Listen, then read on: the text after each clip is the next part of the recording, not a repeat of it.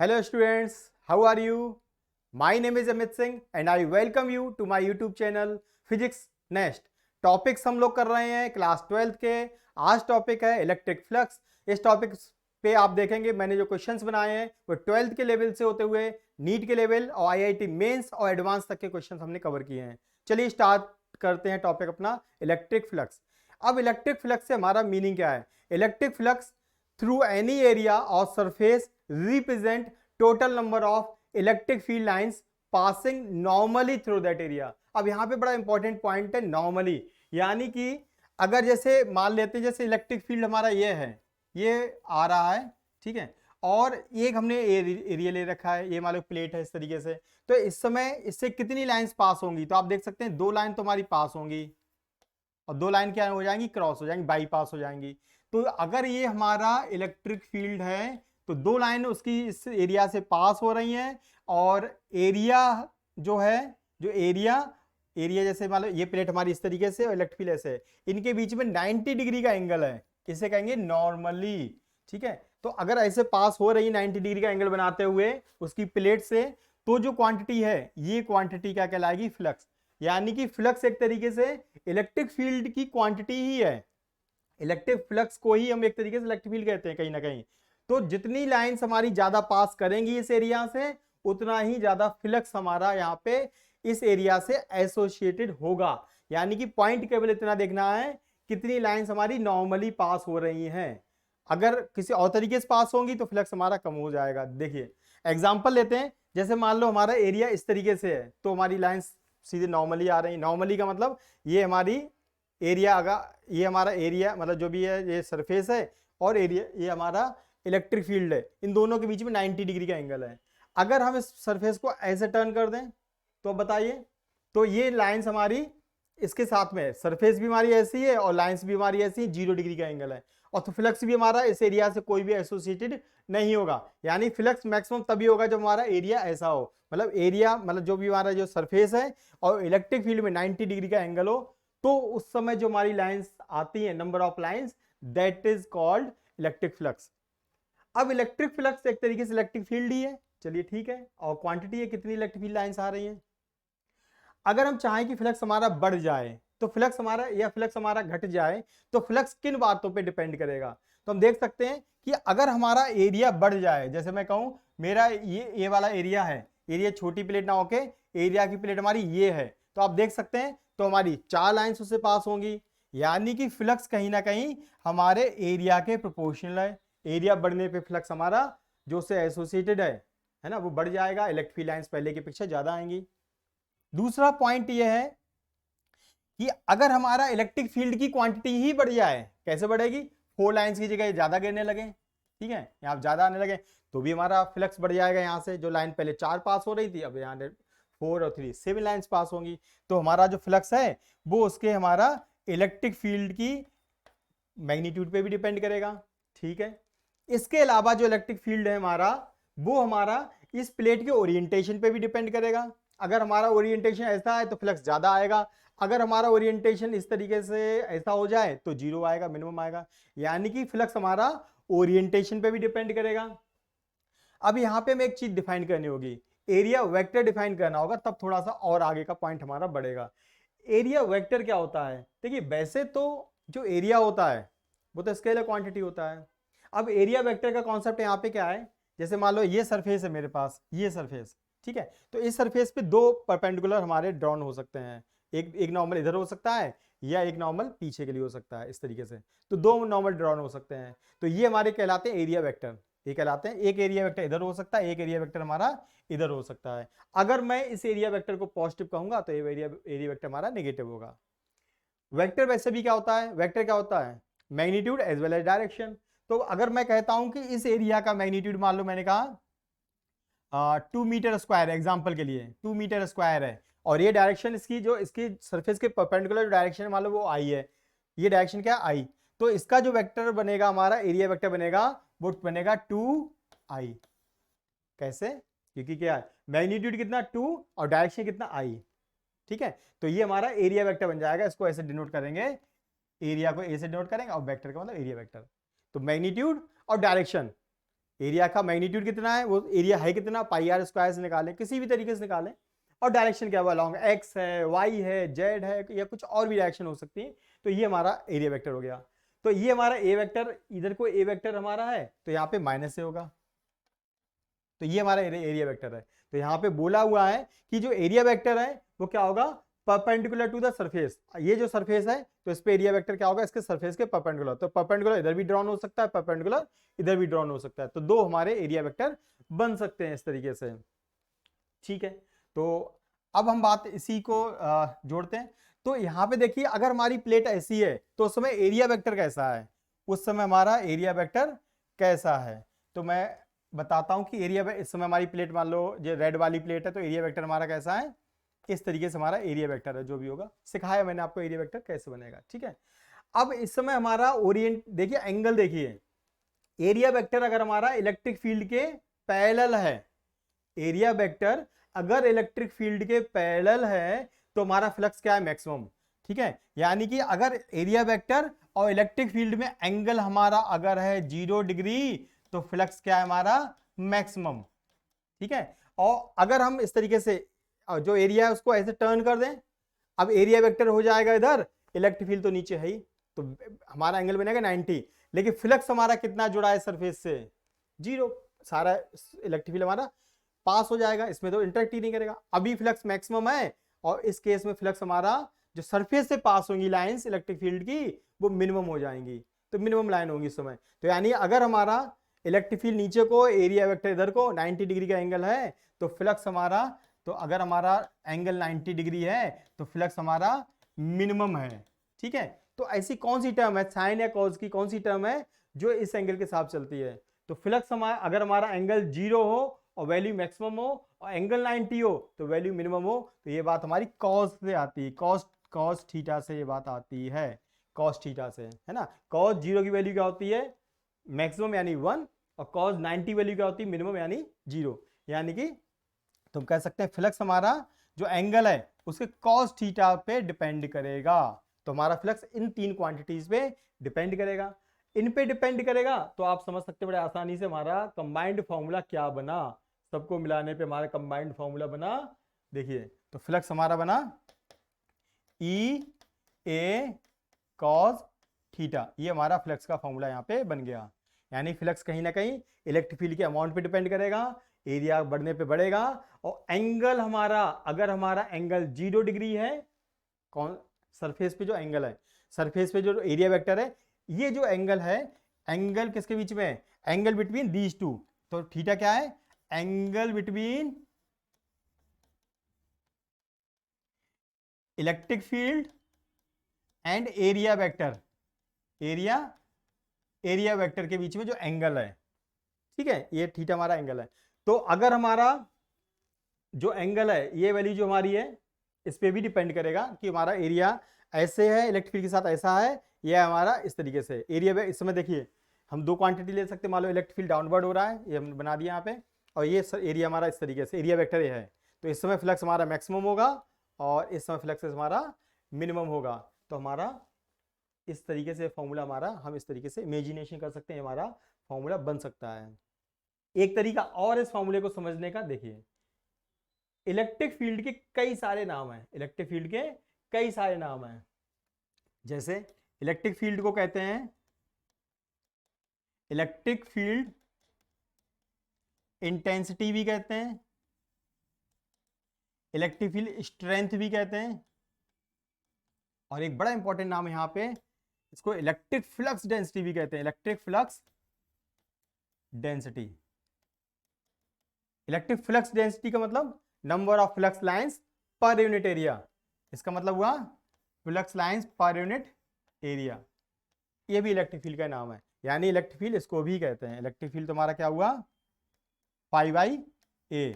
तो फाइव हमारा ई और ए में एक रिलेशन हो जाएगा, तो फाइव बराबर ई ए बना, और वेक्टर फॉर्म में अगर लिखें तो ई डॉट ए बना, तो इसको लिख सकते हैं। और दो वेक्टर्स के बीच में अगर डॉट प्रोडक्ट है, जैसे ए डॉट बी क्या होता है आपको ध्यान होगा, ए डॉट बी वेक्टर्स हैं तो बनेगा ए बी कॉस थीटा, जहां पे ए क्या है वेक्टर, ए क्या है, ए वेक्टर का मैग्नीट्यूड, बी क्या है, बी वेक्टर का मैग्नीट्यूड, और थीटा क्या है, angle between A and B. 11th का टॉपिक है, तो हम लिख सकते हैं ई ए कॉस थीटा। तो ये फॉर्मूला हमारा यहां से भी बन सकता है, इलेक्ट्रिक फील्ड का मतलब फ्लक्स डेंसिटी, तो ई बराबर 5/a, 5 बराबर ई इंटू ए, और वेक्टर फॉर्म में ई डॉट ए और ई ए कॉस थीटा। तो हमने वैसे भी समझा और इस तरीके से भी समझ लिया कि इलेक्ट्रिक फील्ड हमारा ये हुआ।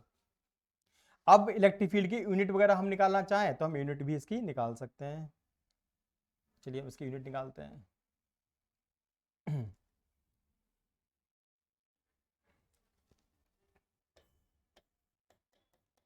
यूनिट क्या होगी, ठीक है, तो हमारा जो फाई क्या था, फाई की यूनिट निकालनी ई इंटू ए, ठीक है।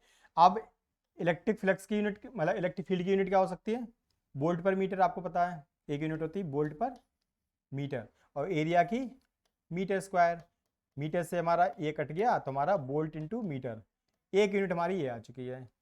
इलेक्ट्रिक फील्ड की एक यूनिट और होती है, कहाँ से, एफ बराबर क्यू ई होता है, तो ई क्या हुआ, फोर्स बाई चार्ज, यानी न्यूटन पर कूलाम भी यूनिट होती है।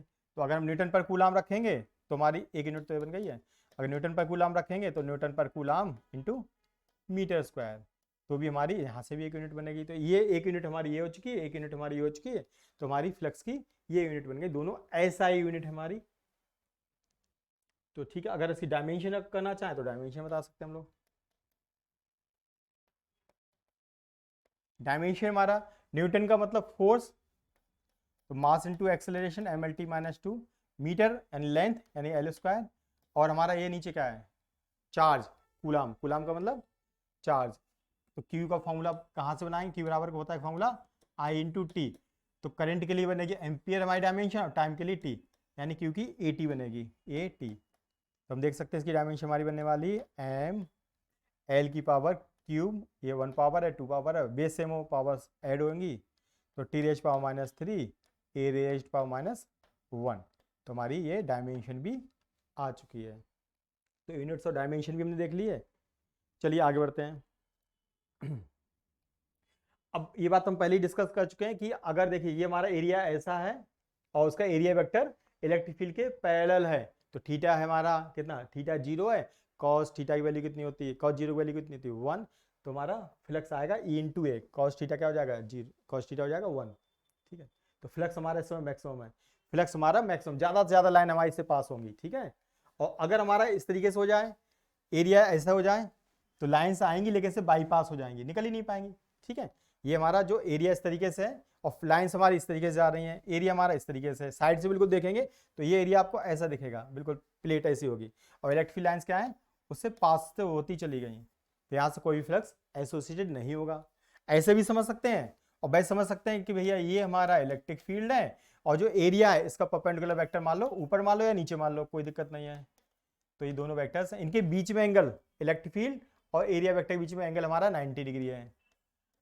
तो फॉर्मूला फ्लक्स का होता है ई ए कॉस, और डिग्री एंगल लग जाएगा 90 डिग्री, कॉस 90 वैल्यू होती है वही जो साइन 0 की होती है, तो 0 हो जाएगा, तो हमारा फ्लक्स हो गया 0। तो इस केस में फ्लक्स हो जाएगा 0, कोई भी फ्लक्स एसोसिएटेड इस सरफेस से नहीं होगा। लाइंस हैं देखो उससे इंटरेक्शन नहीं कर रही नॉर्मली, यहाँ पे नॉर्मली मैक्सिमम कर रही हैं, यहाँ फ्लक्स मैक्सिमम होगा और यहाँ फ्लक्स मिनिमम होगा, दोनों के बीच में क्या होगा, अगर कभी ऐसी सरफेस हो जाए तो यहाँ मैक्सिमम और यहाँ मिनिमम, बीच में मॉडरेट वैल्यू जो भी आएगी वो हम कैलकुलेशन करना सिखाएंगे आपके लिए।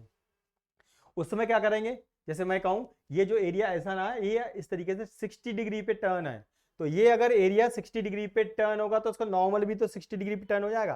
पहले नॉर्मल ऐसा है 0 डिग्री पे, अगर एरिया हमारा 60 डिग्री पे ऐसे टर्न ले ले तो नॉर्मल भी 60 डिग्री पे टर्न हो जाएगा। तो हम क्या करेंगे, इलेक्ट्रिक फील्ड की अमाउंट लगाएंगे, एरिया की नॉर्मल अमाउंट लगाएंगे, और थीटा कितना लेंगे 60 डिग्री, तो यहाँ 60 डिग्री लगा देंगे, cos 60 वैल्यू हाफ होती है, तो यहाँ EA/2 उस केस में बन जाएगा हमारा, ठीक है। आगे देखते हैं, यहाँ पे देखिए ये हमारा जो है इलेक्ट्रिक फील्ड जा रहा है, और इससे कितना हमारा ये क्यूब है एक वो रखा हुआ है, तो उससे टोटल फ्लक्स कितना पास हो रहा है, टोटल तो भैया क्या जितना आ रहा है उतना ही जा रहा है। देखो यहाँ पे देखिए कितनी लाइन्स हमारी पास हो रही हैं इसके थ्रू, यहाँ देख सकते हैं कितनी लाइन्स हमारी ये हमारी 4 लाइन्स हमारी से आ रही हैं और 4 लाइन्स हमारी जा रही हैं। अगर आने वाले फ्लक्स को पॉजिटिव मान लें तो जाने वाले को नेगेटिव मानेंगे या जो भी है, तो हमारा नेट फ्लक्स क्या होगा, 0 हो जाएगा इससे। और इन जो सरफेस हैं, जो 4 सरफेस है, ऊपर वाली, पीछे वाली, नीचे वाली और इधर वाली, ये जो 4 सरफेस है, ऊपर, नीचे, पीछे और आगे, चारों की चारों सरफेस से कोई फ्लक्स हमारा एसोसिएटेड नहीं होगा। क्यों नहीं होगा? देखिए पहली सरफेस देखिए, ये इस पे एरिया वेक्टर क्या है, ऊपर, और इलेक्ट्रिक फील्ड क्या है इधर, 90 डिग्री एंगल। यहाँ वाले पे देखिए एरिया वेक्टर बाहर और इलेक्ट्रिक फील्ड हमारा इधर 90 डिग्री एंगल। नीचे वाली सरफेस पे देखिए इलेक्ट्रिक फील्ड है उधर को और ये 90 डिग्री। पीछे वाले में क्या होगा, इलेक्ट्रिक फील्ड बाहर को और ये अंदर के लिए 90 डिग्री। तो इन चारों सरफेस से कोई फ्लक्स हमारा एसोसिएटेड नहीं होगा। मान लो इलेक्ट्रिक, इसको मान लो हम एरिया मान लेते हैं, एक देख लेते हैं पॉइंट। अगर मैं कहूँ इस सरफेस का एरिया ए है, उधर वाली सरफेस का भी एरिया ए है, तो इसका इलेक्ट्रिक फ्लक्स इसमें कितना होगा, यहाँ पे एरिया वेक्टर कितना होगा, एरिया वेक्टर इधर को होगा सरफेस पे परपेंडिकुलर। और सरफेस अगर हमारी इस पे अंदर को नहीं लेते, बाहर को लेंगे। अगर सरफेस हमारी इस तरीके से, जैसे सरफेस कर्व मान लो इस तरीके से, तो यहाँ पे एरिया वेक्टर इसको पॉजिटिव लेते हैं। अंदर वाली कर्व पे अंदर को लेंगे इस तरीके से तो नेगेटिव होगा। अब कर्व के रूप में, स्ट्रेट नहीं माना मैंने, कर्व की बात कर रहा हूँ। तो आप कर्व समझ के एक तरीके से स्फीयर समझने की कोशिश करिए। तो ये आउटर जो वेक्टर है ये हमारा पॉजिटिव होगा और इलेक्ट्रिक फील्ड हमारा इधर है, तो इनके बीच 0 डिग्री का एंगल होगा और cos 0 की वैल्यू कितनी थी 1। और यहाँ पे एरिया वेक्टर होगा इधर और इलेक्ट्रिक फील्ड इधर, इलेक्ट्रिक फील्ड इधर, ये इलेक्ट्रिक फील्ड इधर है। दोनों में कितना एंगल होगा, 180 डिग्री, 180 डिग्री। तो अब यहाँ पे देखिए, यहाँ फ्लक्स को मैं अगर बोलता हूँ φ1 और यहाँ पे बोलता हूँ φ2, देखो कितने बनने हैं। तो φ1 हमारा होगा, φ1 कितना होता है, इलेक्ट्रिक फील्ड के अमाउंट E, एरिया कितना A, एंगल दोनों के बीच में E और A के बीच में एंगल cos 180 डिग्री। cos 180 की वैल्यू कितनी होती है, -1, तो ये माइनस ई इंटू ए, इतना हमारा फ्लक्स इससे जुड़ गया। यहाँ देखेंगे φ2 के लिए, देखिए φ2 ई इंटू ए, इलेक्ट्रिक फील्ड लगाया, एरिया लगाया और एंगल cos थीटा लगाना है, और थीटा हमारा एंगल बिटवीन एरिया वेक्टर और इलेक्ट्रिक फील्ड, वो कितना एंगल यहाँ पे 0, तो यहाँ पे आ जाएगा cos 0 डिग्री। तो cos 0 वैल्यू होती है 1, तो हो गया ई इंटू ए। तो और नेट फ्लक्स हमारा कितना बना, फाई नेट बना φ1 प्लस φ2, तो ये φ1 हमारा कितना माइनस ई इंटू ए और दूसरा प्लस ई इंटू ए, फिर कट जाएंगे, हमारा फ्लक्स हो गया 0। तो नेट फ्लक्स इससे हुआ 0। मैंने कैलकुलेशन करके दिखाया है आपको, लेकिन आप समझ सकते हैं जितनी लाइन्स हमारी आ रही हैं उतनी लाइन्स हमारी जा रही हैं। अगर जाने इनको पॉजिटिव मान लिया तो इनको नेगेटिव मानना पड़ेगा, और नेट लाइन्स हमारी होंगी 0। तो नेट ये क्यूब से, पूरे क्यूब का मतलब पूरे से जुड़ा हुआ कितना है, 0 फ्लक्स। अब यहाँ पे देखते हैं ये हमारा कर्व वाले से कितना जुड़ा हुआ है भैया, इसको देखने की कोशिश करते हैं कितना जुड़ा है कर्व वाले से। ठीक है, यहाँ से देखो नेट फ्लक्स तो फिर से 0 होने वाला है टोटल। अगर हम इससे हेमिस्फीयर से कहें, नेट फ्लक्स फिर से 0 होगा कि जितना आएगा उतना निकलेगा। 4 आ रहा है, 4 लाइन्स आ रही हैं, 4 लाइन्स जा रही हैं, तो 0 बनने वाला है। लेकिन अगर पूछा जाए कि इस कर्व्ड सरफेस से, पीछे वाली सरफेस से कितना फ्लक्स जुड़ा होगा, तो आप ये कहेंगे अच्छा, तो जितना आ रहा है उतना फ्लक्स ही पीछे वाले से जुड़ा होगा। तो आने वाला फ्लक्स देख लो कि यहाँ पे कितना एसोसिएटेड है, हमारा स्टार्टिंग में कितना फ्लक्स हमारा एसोसिएटेड है। तो करिए, चलो इसको इधर करते हैं। ठीक है, तो इसको ऐसे करेंगे कि यहां से इस सरफेस से कितना जुड़ा हुआ है, इस वाली सरफेस से जिसको मैंने व्हाइट किया है, सही, इस सरफेस से कितना जुड़ा हुआ है। तो फ्लक्स का फॉर्मूला ई इंटू ए, इस सरफेस पे हमारा क्या बनेगा, इस सरफेस पे एरिया वेक्टर बनेगा इधर को। ठीक है, और एरिया वेक्टर, एरिया होगा कितना, एरिया होगा कितना, तो अगर इस रेडियस, इसकी रेडियस में आर मान लूं, तो इसका एरिया होगा पाई आर स्क्वायर। तो इतना तो एरिया है pi are square, area E into A, और ई कितना है मान लो, ई ही मान लो, तो ई ये हमारा ई है, ये इतना ए है, और कॉस थीटा इनका लगाना है, ई ए कॉस थीटा होता ना, ई लगा दिया, ए लगा दिया, और थीटा हमारा क्या है, तो इलेक्ट्रिक फील्ड हमारा इधर को जा रहा है और एरिया वेक्टर उधर को जा रहा है, तो एंगल होगा 180 डिग्री, कॉस 180 डिग्री। तो कॉस 180 डिग्री वैल्यू होती -1, तो हमारा हो गया minus E into pi are square minus में। ठीक है, तो जितना अब इतना माइनस में इसका है, ये हमारा इस वाले का प्लेन सरफेस का आ गया। लेकिन कर्व सरफेस पे उधर को है, कर्व सरफेस पे कर्व से जितना फ्लक्स आ रहा है और उतना फ्लक्स हमारा निकल रहा है, तो आने यहाँ पे क्या नेगेटिव फ्लक्स है आ रहा है, और यहाँ पे क्या है पॉजिटिव है, तो कर्व सरफेस पे इसका रिवर्स हो जाएगा। तो ये हमारा किस पे है, ये सर्कल पे, जो सर्कल हमने बनाया ये सर्कल पे है कि इतना सर्कल के सर्कल से जुड़ा हुआ है, तो हमारा कर्व से कितना हो जाएगा, कर्व से इसका अपोजिट हो जाएगा E into pi are square, क्योंकि नेट फ्लक्स अभी भी इससे जीरो, जितना फ्लक्स आएगा उतना फ्लक्स जाएगा, दोनों का सम करोगे तो जीरो आएगा। ठीक है, तो इसका रिवर्स क्यों है कि ये हमारा इलेक्ट्रिक फील्ड इधर को है सरफेस पे, मतलब कि आपका जो प्लेन सरफेस है इलेक्ट्रिक फील्ड इधर को, एरिया वेक्टर इधर को, तो इसका नेगेटिव बनेगा, इसका नेगेटिव बनेगा तो उसका पॉजिटिव बनेगा। नेट अभी भी जीरो है, लेकिन अगर कर्व्ड का पूछा जाए तो प्लस बताना पड़ेगा ना कि माइनस में। पेपर में आंसर आपके दोनों अवेलेबल होंगे, ध्यान रखिए। चलिए यहाँ पे नेट फ्लक्स कितना जुड़ा हुआ है, तो जितनी लाइंस हमारी आ रही हैं उतनी लाइंस हमारी इस सरफेस से जा रही हैं, तो नंबर ऑफ लाइंस को अगर देखेंगे तो यहाँ पे भी फ्लक्स हमारा क्या है, जीरो। चलिए अब देखते हैं इस वाले लास्ट इस पॉइंट के लिए, इससे जो हमारा सिलेंडर है उस पर इनकमिंग फ्लक्स कितना है, नेट फ्लक्स तो फिर से जीरो, जितना आएगा उतना जा रहा है, लेकिन होगा कितना, तो इसको तरीका ऐसे समझेंगे कि ये जो सिलेंडर है हमारा, ठीक है, तो सिलेंडर को जैसे है तो सिलेंडर, लेकिन अगर आप इसको देखेंगे, जब मान लो इधर से ही देखेंगे, तो अगर आपको दूर से देखेंगे तो आपको क्या दिखाई देगा, ये आपको एक क्या दिखाई देगा, रेक्टेंगुलर सरफेस दिखाई देगी। तो सिलेंडर क्या है, एक तरीके से रेक्टेंगुलर सरफेस है। अगर दूर से देखेंगे भले इसमें कर्व होता है, ठीक है कर्व होता है, लेकिन लाइंस तो चाहे कर्व से स्टार्ट करें लाइन तो उतनी ही जाएंगी जितनी अंदर जा रही हैं। ठीक है, तो ये भले कर्व है, सिलेंडर भले कर्व है, लेकिन इस तरीके से है। इसकी लेंथ इन्होंने दे रखी है L, और इसकी जो हाफ ये है ये R है, तो ये वैल्यू 2R हो जाएगी, कितनी हो जाएगी 2R। ठीक है, तो हमारा इनकमिंग फ्लक्स का मतलब इधर से कितना आ रहा है, तो मैंने कहा इस सरफेस पे एरिया वेक्टर बनेगा इधर को, एरिया वेक्टर इधर को, और इलेक्ट्रिक फील्ड हमारा बाहर को, तो दोनों के बीच में एंगल कितना है 180 डिग्री। तो फ्लक्स हमारा जो इनकमिंग करेंगे, तो इलेक्ट्रिक फील्ड कितना E, एरिया कितना जो सिलेंडर की सरफेस से आ रहा है ना, वो जिससे स्ट्राइक कर रही लाइंस हमारी इलेक्ट्रिक फील्ड की, तो ये एरिया बनेगा हमारा 2R इंटू एल।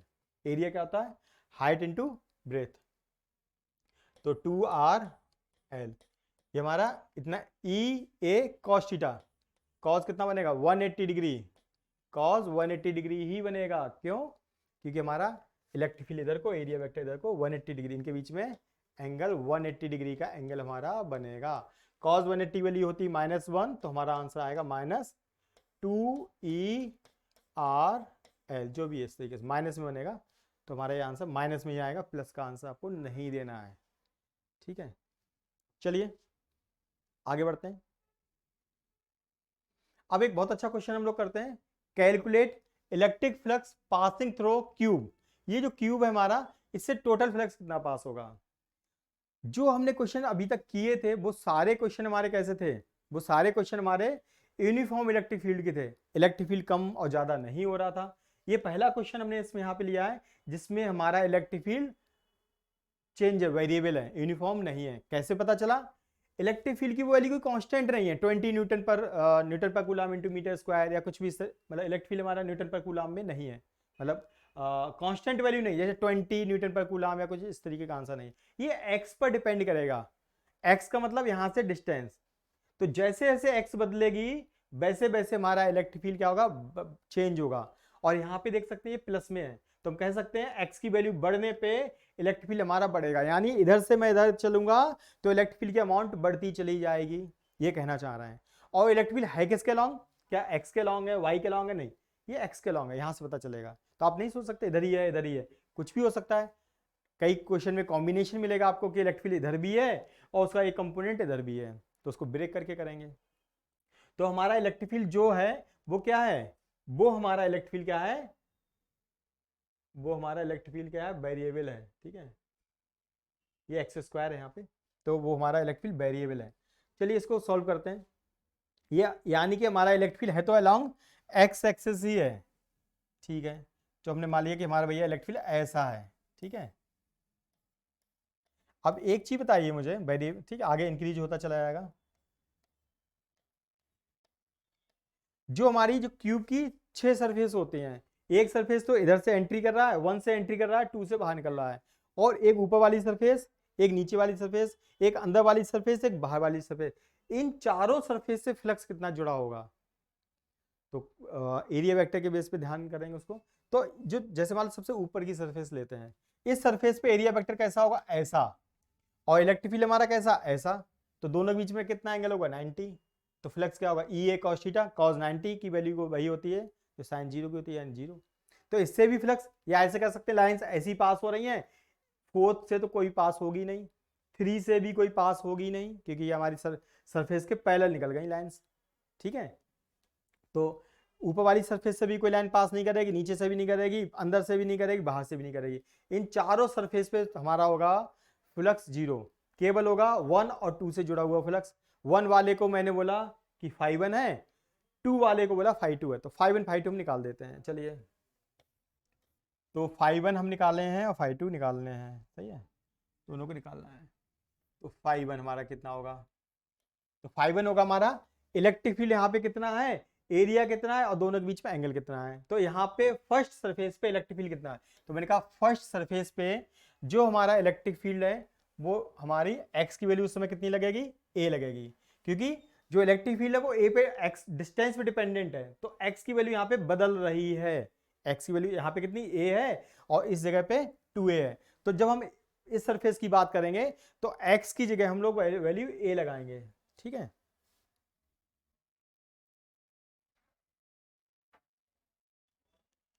तो x की जगह वैल्यू हम लोग लगाएंगे a, ठीक है।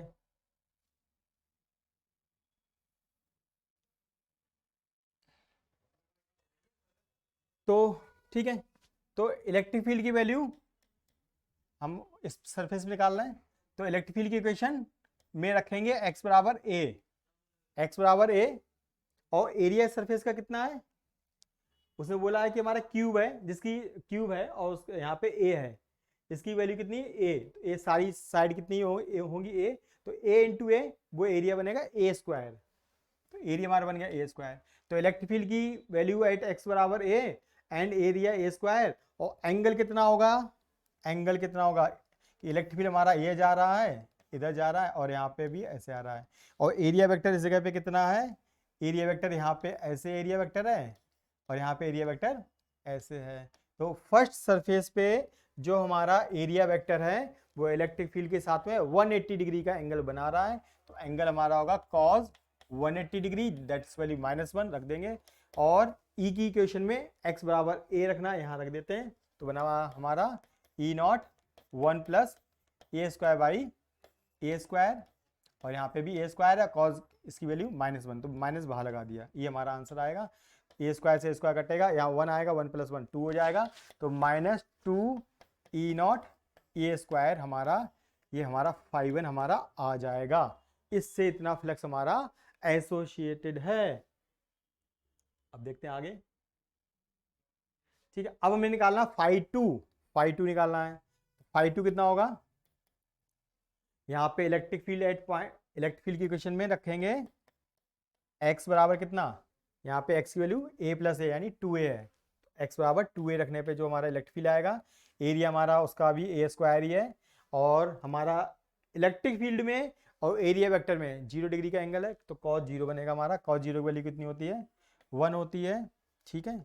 चलो ये वैल्यू इसमें पुट कर देते हैं, ई नॉट 1 प्लस एक्स स्क्वायर का मतलब 2a का होल स्क्वायर, यानी कि 4a स्क्वायर, और नीचे भी a स्क्वायर है, यहाँ पे a स्क्वायर और cos 0 की वैल्यू 1, तो a स्क्वायर से a स्क्वायर कट गया, ये 1 + 4 यानी 5, तो हमारा ये बना 5 ई नॉट ए स्क्वायर, ये हमारा फ्लक्स इतना बना। और बाकी सबसे फ्लक्स क्या है, 0 है, सबका फ्लक्स क्या है 0, तो नेट फ्लक्स हमारा कितना बना, फाई नेट हमारा बना φ1 + φ2, और φ1 हमारा नेगेटिव में था, -2 ई नॉट ए स्क्वायर प्लस ये वैल्यू हमारी थी 5 ई नॉट ए स्क्वायर, तो आंसर हमारा आया 3 ई नॉट ए स्क्वायर, इतना हमारा फ्लक्स हमारा आ गया, इतना फ्लक्स हमारा आ गया, flux passing through the tube. ठीक है, और अगर हमारा फील्ड यूनिफॉर्म होता, यूनिफॉर्म कांस्टेंट फील्ड होता, तो जितना फ्लक्स एंट्री करता उतना ही फ्लक्स हमारा लीव करता। ये कहीं ना कहीं लॉजिक क्या कहना चाह रहा है, वो ये कहना चाह रहा है कि फ्लक्स हमारा कुछ ऐसा है, इंक्रीजिंग फ्लक्स है, इंक्रीजिंग। तो यहाँ पे लाइंस ऐसे एंट्री कर रही, देख रहे हैं ना, तो यहाँ पे जो फ्लक्स की जो डेंसिटी ज्यादा है, यहाँ पे जैसे कम लाइन से एंट्री कर रही है इस सरफेस से, और लीव ज्यादा कर रही है, क्योंकि फ्लक्स हमारा क्या है, इंक्रीजिंग फ्लक्स है। इंक्रीजिंग फ्लक्स का मतलब जो फ्लक्स की डेंसिटी हमारी, इंक्रीजिंग फ्लक्स कहें या इंक्रीजिंग इलेक्ट्रिक फील्ड कहें, दोनों का मतलब एक ही यहाँ से, कि हमारा इलेक्ट्रिक फील्ड की अमाउंट क्या है, बढ़ रही है। तो यहाँ पे इलेक्ट्रिक फील्ड ज्यादा है, तो यहाँ पे फ्लक्स की डेंसिटी ज्यादा है, यहाँ पे फ्लक्स की डेंसिटी कम है, तो यहाँ पे जो लाइंस हैं वो ज्यादा निकल रही होंगी, जो लेकिन इस सरफेस से जो एंटर कर रही है वो इधर वाली से, वो कम होंगी। इसी वजह से नेट फ्लक्स इसमें कुछ ना कुछ आया है। लेकिन अगर हमारी लाइंस होती यूनिफॉर्म ऐसे एंट्री करती सीधी, तो जितनी एंट्री करती उतनी ही लीव करती, तो आंसर हमारा होता जीरो। तो यहाँ पे जीरो आंसर नहीं होगा। अब इन्होंने बोला है repeat the above problem if, अगर इलेक्ट्रिक फील्ड की ये वैल्यू हो जाए, हमारा इलेक्ट्रिक फील्ड हमारा हो जाए, तो हमारा टोटल फ्लक्स कितना होगा। अब यहाँ पे पॉइंट ये है, आप ध्यान से देखिए इलेक्ट्रिक फील्ड की वैल्यू, इलेक्ट्रिक फील्ड की जो इक्वेशन है वो हमारी एक्स और वाई में है, वेरिएबल है, इलेक्ट्रिक फील्ड कांस्टेंट नहीं है, तो सोच समझ के करना पड़ेगा, पहला पॉइंट। दूसरा पॉइंट है कि इलेक्ट्रिक फील्ड हमारा केवल अलोंग एक्स एक्सिस ही नहीं है, आई का वेक्टर ही नहीं है, इलेक्ट्रिक फील्ड की डायरेक्शन अलोंग एक्स एक्सिस ही नहीं है, वाई एक्सिस भी है। यानी this electric field is a combination of two electric fields, some, एक उसका कंपोनेंट क्या है अलोंग एक्स एक्सिस, एक अलोंग वाई एक्सिस। तो हम कह सकते हैं हमारा जो इलेक्ट्रिक फील्ड है ये क्या है, E X, electric field along X axis, और ये हमारा क्या है, electric field along Y axis.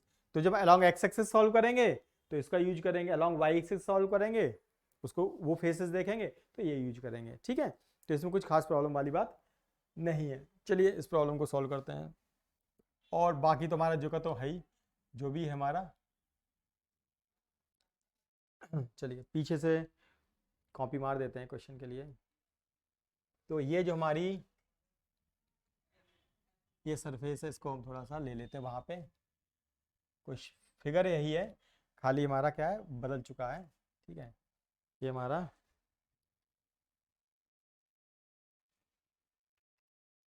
ठीक है, तो ये हमारा इस तरीके से सिचुएशन है फिर से। चलिए आगे स्टार्ट करते हैं। तो अब देखते हैं, तो हम पहले सॉल्व करेंगे। ठीक है, मतलब कौन कौन सी सरफेस से हमारा, यहाँ पे फिर से अब 6 सरफेस देखनी पड़ेगी सारी की सारी। देखो ये 1 से एंट्री करेगा, 1 2 और बाकी 4 और होंगी।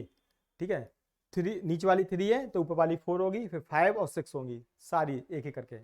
ठीक है, चलिए तो 5 कितना होगा यहाँ पे हमारा, हम देखेंगे 5 कितना होगा।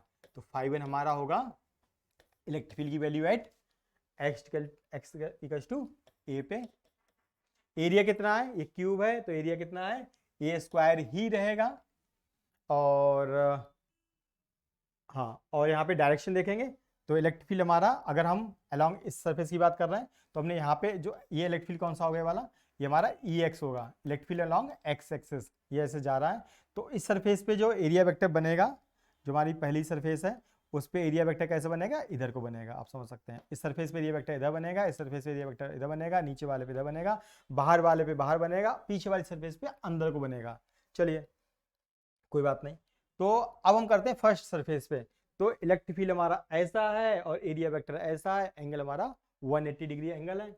ठीक है, तो cos 180 डिग्री यहाँ पे रख देंगे, जिसकी वैल्यू -1 आएगी। चलिए तो ये वैल्यू हम इस पे पुट करेंगे, और अलोंग एक्स एक्सिस सॉल्व करेंगे तो y की वैल्यू क्या होगी, 0, या कह सकते हैं ये हमारा हम, ठीक है, अलोंग y ये वैल्यू 0 हो जाएगी, तो ये वैल्यू ही बचेगी। तो यहाँ पे E0, x की वैल्यू कितनी, ए स्क्वायर, एक्स वैल्यू ए रखनी तो ए स्क्वायर हो जाएगा, डिवाइड बाई ए स्क्वायर। और वो एक्स एक्सेस पे वाई क्या होता है, 0, एक्स एक्सेस पे वाई क्या होता है, 0। तो हम जब इस ये सरफेस लेंगे तो ये हमारे सभी में क्या होगा, वाई होगा 0। लिख सकते हैं एट एक्स एक्सिस, अगर हम इलेक्ट्रिक फील्ड एक्स एक्सिस वाला लेंगे तो वाई हम लेंगे उसमें 0। ठीक है, तो 0 ले लिया तो हमारा ये, और यहाँ पे -1 आ जाएगा, तो ये कट गया हमारा, तो आंसर आया ई नॉट, हमारा माइनस ई नॉट हमारा आंसर आ गया। ठीक है, ये F1 आया है। φ1 φ2 निकालेंगे, इस सरफेस पे बात करेंगे तो हमारा इलेक्ट्रिक फील्ड लगाएंगे, electric field at x equals to 2a, यहाँ पे 2a लगेगा इलेक्ट्रिक फील्ड। और एरिया कितना है, वही फिर से a²। और इलेक्ट्रिक फील्ड में और एरिया वेक्टर में एंगल हमारा 0, cos 0 वैल्यू 1 लगेगी, कोई दिक्कत नहीं, ये सब हो गया। तो हम यहाँ पे लिखेंगे, यहाँ पे लिखेंगे तो वैल्यू पुट करेंगे इसी में, इस वाले में। वो वाला पोर्शन तो बेकार, y बराबर 0 उसमें, तो इसमें तो रखेंगे ई नॉट और x की जगह रखेंगे 2a, तो 2 स्क्वायर हो जाएगा, नीचे a² है। और ये हमारा इलेक्ट्रिक फील्ड हमारा इतना, एरिया हमारा a² है सरफेस का, और एंगल हमारा cos 0 डिग्री है। cos 0 वैल्यू 1 होती है। यहाँ पे 4a² बना, a² कट गया तो हमारा 4e नॉट a²। तो ये हमारा यहाँ पे फ्लेक्स बना। तो पहले बना था -e0 और यहाँ बना 4e नॉट a²। ठीक है, तो ये फ्लेक्स की वैल्यूज हमने इसकी और इसकी वैल्यू नोट कर ली। ये वाले का पॉजिटिव, पहले वाले का नेगेटिव है। ठीक है, अब हम ऊपर वाली सरफेस और नीचे वाली सरफेस को देखते हैं। ठीक है, ऊपर पहले देख लेते हैं, चलिए φ3 निकालते हैं, तो नीचे वाली सरफेस देख लेते हैं φ3। तो यहाँ पे हमारा एंगल कितना है, एंगल कितना है 90 डिग्री है। एंगल हमारा कितना है 90 डिग्री। एक सेकेंड, हाँ। अब क्योंकि हम इन सरफेस को अगर लेंगे तो इलेक्ट्रिक फील्ड इस डायरेक्शन में भी है, ऐसा नहीं EX ही है, ऐसा EY भी तो है, तो EY को भी मेंशन कर देते हैं। तो EY हमारा ऐसा है। ठीक है, बाकी तो पहले वाले को रब कर देते हैं, पहले वाले को रब कर देते हैं, इसकी जरूरत नहीं है EX की। हम इन सरफेस की बात करेंगे तो हमारा EY हमारा हो गया ऐसा, EY हम लोग ले लेंगे, सही है। EY लेंगे तो EY है कितना, EY हमारा y/a, ये हमारा EY है। J का मतलब अलॉन्ग x एक्सिस, इतना हमारा इलेक्ट्रिक फील्ड हमारा ऊपर के लिए है। तो φ3 में निकालेंगे इलेक्ट्रिक फील्ड की इक्वेशन, इलेक्ट्रिक फील्ड की इक्वेशन एट थर्ड वाले पे जो थर्ड सरफेस है उस पे हमारा y की वैल्यू कितनी है 0, इस पे 0, ऊपर बढ़ेंगे तो ऊपर y की वैल्यू बढ़ेगी। तो ये इस थर्ड सरफेस पे y की वैल्यू कितनी है, y की वैल्यू हमारी, y की वैल्यू 0 तो है ही, और हमारा ठीक है, तो ये वैल्यू पुट कर देंगे। और एरिया सभी का कितना a², और एंगल कितना है, एंगल कितना है ऊपर वाली सरफेस में और इलेक्ट्रिक फील्ड, इन आपस में एंगल देखें इन्हीं का, cos 0 डिग्री। cos 0 वैल्यू कितनी होती है 1। ठीक है, तो ये जो इक्वेशन हमारी, इसमें y 0 पुट कर दो तो हमारा ये आफ्टरऑल आंसर क्या आ गया 0 आ गया। तो φ3 हमारा 0 हो गया। देख लीजिए आपके सामने ये जो हमारा electric field along y axis है, देखो जो फर्स्ट और सेकेंड सरफेस सॉल्व करेंगे तो ये वाला इलेक्ट्रिक फील्ड हमारा इनसे इंटरेक्शन करेगा, यानी EX। और जब ये चारों सरफेस सॉल्व करेंगे ऐसे ऐसे ऐसे ऐसे, तो इलेक्ट्रिक फील्ड नीचे से जा रहा होगा वो उससे इंटरेक्शन करेगा, यानी EY। तो थर्ड सरफेस में हम EY लेंगे, EY का मतलब ये। और इस जब ये थर्ड सरफेस हमारी यहाँ पे है तो y की वैल्यू कितनी 0, ऊपर वाली सरफेस लेंगे तो y की वैल्यू कितनी होगी ये, यानी कि A। एनीवे, तो उसको भी देखते हैं। अब हम करेंगे 5/4 करेंगे, यानी ऊपर वाली सरफेस पे। तो इलेक्ट्रिक फील्ड हमारा जो भी हमारा EY है इसी में वैल्यू पुट करेंगे। इसमें किसकी वैल्यू पुट करेंगे, y की वैल्यू कितनी पुट करेंगे A। ये सरफेस हमारी यहाँ से इतना कितना ऊपर है A। तो इलेक्ट्रिक फील्ड जो हमारी EY की इक्वेशन है, EY की इक्वेशन में y पुट करेंगे A, और एरिया सभी का a² है। और EY में और उस ऊपर वाली सरफेस में एंगल कितना है 0, cos 0 डिग्री। cos 0 वैल्यू होती है 1, ये वैल्यू से पुट कर देते हैं।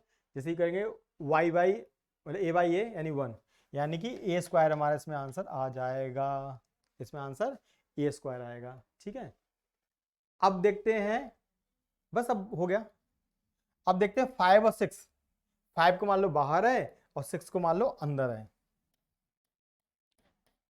तो बाहर वाली सरफेस पे ऐसे होगा, और इलेक्ट्रिक फील्ड क्या होगा ऊपर होगा, सीधा सीधा। Electric field along y axis है और सरफेस पे एरिया वेक्टर हमारा क्या है बाहर को, तो दोनों में एंगल बनेगा 90, cos 90 की वैल्यू 0। अंदर वाली सरफेस पे इलेक्ट्रिक फील्ड ऐसा है और एरिया वेक्टर उस पीछे वाली सरफेस पे ऐसे है 90 डिग्री। ठीक है, इलेक्ट्रिक फील्ड ऊपर को और सरफेस पे एरिया वेक्टर अंदर को, तो उस पर भी फ्लक्स होगा 0। cos 90 लगेगा ना, cos 90 वैल्यू 0। तो बाहर वाली सरफेस से फ्लक्स और अंदर वाली सरफेस से फ्लक्स जुड़ेगा ही नहीं। क्यों? वो सरफेस ऐसी है तो इलेक्ट्रिक फील्ड ऐसे निकल जाएगा उनके पास से और कुछ भी जुड़ेगा नहीं, कोई फ्लक्स नहीं होगा। ठीक है, हाँ उनसे कब कब जुड़ता? अगर हमारा इलेक्ट्रिक फील्ड जेड एक्सिस के लॉन्ग होता, मतलब थोड़ा बाहर निकलता या अंदर निकलता, तो जो ये सरफेस हमारी ऐसी वाली इनसे इंटरेक्ट करता। खैर 5 हमारा 0 है और 5 6 हमारा 0 है। तो नेट आंसर हमारा क्या होगा? सबका सम। नेट आंसर तो 5 नेट हमारा कितना बनेगा? यहाँ 5 नेट सबका सम कर दो। तो पहला हमारा क्या था? 5 1 हमारा कितना था? सब वैल्यूज नोट कर लेते हैं, -E0 स्क्वायर। ठीक है, तो पहला हमारा आंसर था माइनस का E0 प्लस 4E0 ए स्क्वायर। ठीक है, यहाँ पे कट गया ना E0, ए नहीं आया इसमें, चेक कर लेता हूँ। ए भी तो आ सकता था ना पहले वाले में। हाँ यहाँ पे ये तो वैल्यू आ गई, ए स्क्वायर भी होगा यहाँ पे ना, ए स्क्वायर भी होगा, ये इसका छूट गया था। ठीक है, चलिए ए स्क्वायर के बिना होगा ही नहीं, या तो 0 का या ए स्क्वायर आएगा उसमें। तो -E0 ए माइनस, फिर से लिख देता हूँ उसे, गंदा हो गया। तो पहला तुम्हारा -E0 ए स्क्वायर, ये 5 1 है। 5 2 हमारा कितना है? प्लस 4E0 ए स्क्वायर प्लस 5 3 0 है। 5 4 हमारा कितना है? यहाँ पे फिर से हमारा E0 मल्टीप्लाई में ही होगा। अच्छा ई वाई की वैल्यू देखिए, ई वाई की वैल्यू कितनी है? ई वाई की इक्वेशन जो हमारी है, यहाँ पे E0 बाहर से भी लगा हुआ है। ई वाई की इक्वेशन में ये E0 इससे भी मल्टीप्लाई, इससे भी मल्टीप्लाइड है। तो हमारा यहाँ पे जो बनेगा, तो ई वाई जो होगा यहाँ पे E0 और होगा, तो ये E0 यहाँ पे भी आ जाएगा हमारा। ये हमारा 5 3 में भी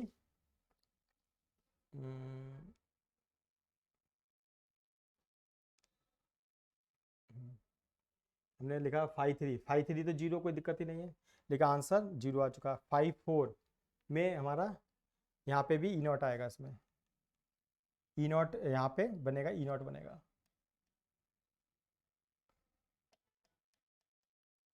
ठीक है, तो हमारा ये बना E0 इंटू ए स्क्वायर प्लस 2 0।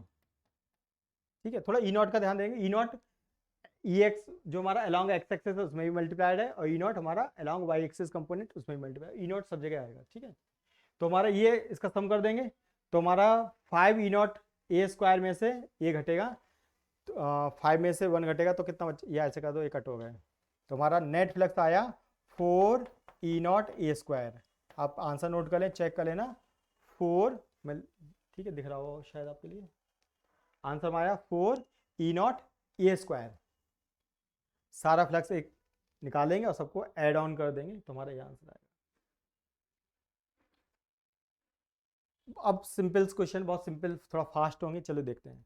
यहाँ लिखा हुआ है a point charge Q is placed at the corner of a square of side A, then find the flux through the square. अब इन्होंने स्क्वायर बोला है, क्यूब नहीं बोला है, तो उसको जल्दी से मत सॉल्व कर देना कुछ और समझ के। तो पॉइंट कुछ ऐसे है कि जैसे भाई ये हमारा एक स्क्वायर है या रेक्टेंगल मान लो, यहाँ पे चार्ज रखा हुआ है, छोटा सा चार्ज है, भले उसकी इंटेंसिटी कुछ भी हो, तो जो से लाइन्स निकलेंगी इधर निकलेंगी, बाहर निकल जाएंगी, ऊपर वाली इधर निकल जाएंगी, और सरफेस के कुछ निकलेगी पैरेलल, ऐसे निकलेंगी। तो इस सरफेस पे एरिया वेक्टर क्या होगा? इस सरफेस पे एरिया वेक्टर होगा बाहर को, और फिर इलेक्ट्रिक फील्ड क्या होगा? इस प्लेन में।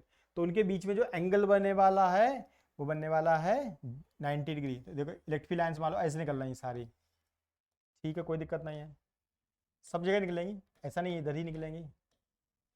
और इस सरफेस पे जो हमारा, इस सरफेस पे एरिया वेक्टर होगा वो कहाँ होगा? बाहर को। क्या होगा? एरिया वेक्टर इसका बाहर को। तो दोनों के बीच में जो लाइंस ऐसे गई हैं और जो एरिया वेक्टर ऐसे, दोनों में एंगल होगा 90, दोनों में एंगल होगा 90। तो cos 90 की वैल्यू क्या होगी? 0। तो इससे कुछ भी फ्लक्स हमारा एसोसिएटेड नहीं होगा। ई ए कॉशीटा फ्लक्स क्या है? ई ए कॉशीटा, ई ए होगा कुछ भी, और लाइक cos थीटा कितना है? कॉस थीटा कितना 90, तो कॉस 90 की वैल्यू साइन 0 के बराबर, दैट इज 0। तो यहाँ पे फ्लक्स का आंसर होगा 0, फ्लक्स हमारा कितना होगा 0 एसोसिएटेड होगा, तो 5 = 0, तो इसका आंसर होगा 0। बहुत सिंपल सा क्वेश्चन है ये। क्वेश्चन है देखिए, ये क्वेश्चन पहले जैसा ही है, आप लोग एक बार ट्राई करके देखिए, इसे दोबारा से घर पे करिए, अगर आपको नहीं आया तो बताइए मुझे। यहाँ पे देखिए क्या है, फिर देखते हैं, ये थोड़ा सा एक ही पार्ट में क्वेश्चन है। जो इलेक्ट्रिक फील्ड है हमारा वो कांस्टेंट है वेरिएबल है, पहला पॉइंट, वो हमारा वेरिएबल है। क्यों? कि देखो एक्स पे डिपेंडेंट है और इंक्रीजिंग है डिक्रीजिंग है, तो उनका ये वैल्यू एक्स बढ़ने पे इलेक्ट्रिक फील्ड की ओवरऑल अमाउंट बढ़ रही है, ठीक है, यानी इंक्रीजिंग है। और किस डायरेक्शन में है? अलॉन्ग एक्स है, वाई है, जेड है, या सब अलॉन्ग सबके डायरेक्शन में है, तो इनका नहीं, ये आई कैप है, यानी कि अलॉन्ग एक्स एक्सिस है। ये इलेक्ट्रिक फील्ड हमारा इस तरीके से है, इलेक्ट्रिक फील्ड हमारा इस तरीके से इलेक्ट्रिक फील्ड है, ठीक है। तो अब इन्होंने बोला है कि भैया, और ए बी सी की वैल्यूज जहाँ पे ए यूज किया बी यूज किया है, ये हमारा एक क्या है, ये हमारा जो स्क्वायर नहीं है, एक हमारा क्यूबाइड है, जिसकी कुछ आर्म्स अलग अलग हैं, कुछ आर्म्स ए हैं, कुछ आर्म्स हमारी बी हैं। तो नेट फ्लक्स कितना पास होगा वो पूछा हुआ है। तो ये जो हमारा जो क्यूबाइड है ये ओरिजिन से थोड़ा बाहर को है, देखते हैं इसको कैसे बना सकते हैं। देखिए थोड़ा सा बाहर का मतलब ये है,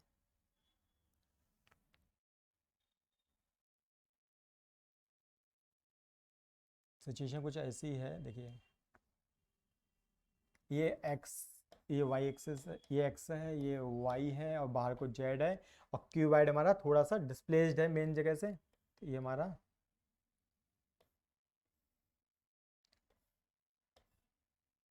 इस तरीके से।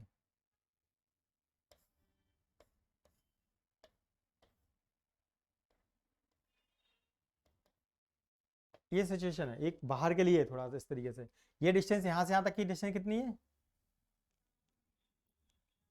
यहाँ से यहाँ तक की डिस्टेंस हमारी ए, और ये डिस्टेंस कितनी है यहाँ से, ये सी, और ये वैल्यू कितनी है बी, ये वैल्यू कितनी है ए, ठीक है। तो सॉल्व कैसे करेंगे, तो जो इलेक्ट्रिक फील्ड हमारा इस तरीके से है, तो इन चारों सरफेस से तो होगा क्या, जो ऊपर वाली सरफेस, नीचे वाली, बाहर वाली, अंदर वाली, इन सभी से क्या होगा, वो बाईपास कर जाएगा साइड से, क्योंकि इलेक्ट्रिक फील्ड हमारा कैसा है, देखिए अलोंग एक्स एक्सिस है, तो ऐसे होगा।